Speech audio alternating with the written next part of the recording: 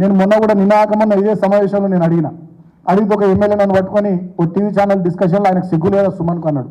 సరే నాకు సిగ్గుందా లేదా అనేది ప్రజలు నిర్ణయిస్తారు. సరే మంచి మీకు అధికారం ఉన్నది కాబట్టి ఎట్లా పడితే అట్లా నోటికి ఎంత వస్తుందో మాట్లాడుతున్నారు, నో ప్రాబ్లం. కానీ నేను మళ్ళీ ప్రజల తరపున అడుగుతా ఉన్నా ఈ మీడియా సమావేశం ద్వారా, రైతు బంధు డబ్బుల కోసం 7,700 కోట్ల రూపాయలు రాష్ట్ర ప్రభుత్వం ఖజానాలో ఉంచింది మేము దిగిపోయేటప్పుడు. ఇప్పటి వరకు రైతు బంధు పథకం కింద 6-7 ఎకరాలకు మేము పైసలు వేసేది మా ప్రభుత్వం ఉన్నవాడు. కనీసం ఇప్పుడు ఎకరం లోపల కూడా రైతులకు రైతు బంధు పైసలు వల్లే. మరి వాళ్ళ సోషల్ మీడియాలో నడుస్తూ ఉన్నది ఒకటి, నేను మొన్న కూడా గుర్తు చేసి నీళ్ళ గుర్తు చేస్తూ ఉన్నా, రైతు బంధు పైసలు ఈ 1,000 కోట్ల రూపాయలు రైతుల ఖాతాల్లోకి రాలే కానీ revenue minister company Raghava constructions ఖాతాలకు పోయినాయి అని చెప్పి సోషల్ మీడియాలో జోకులు నడుస్తున్నాయి. మరి అది నిజమా కాదా? ఆ పైసలు నిజంగా రాఘవ కన్స్ట్రక్షన్స్కి పోయినాయా?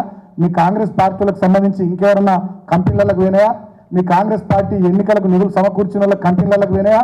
లేకపోతే మీరు ఢిల్లీకి కప్పం కట్టడానికి ఇంకెవరి కంపెనీలకన్నా ఈ డబ్బులు ట్రాన్స్ఫర్ చేసిరా? మరి రైతులకు ఎందుకు ఇవ్వాలి మీరు పైసలు? సమాధానం చెప్పాల్సినటువంటి అవసరం ఉంది.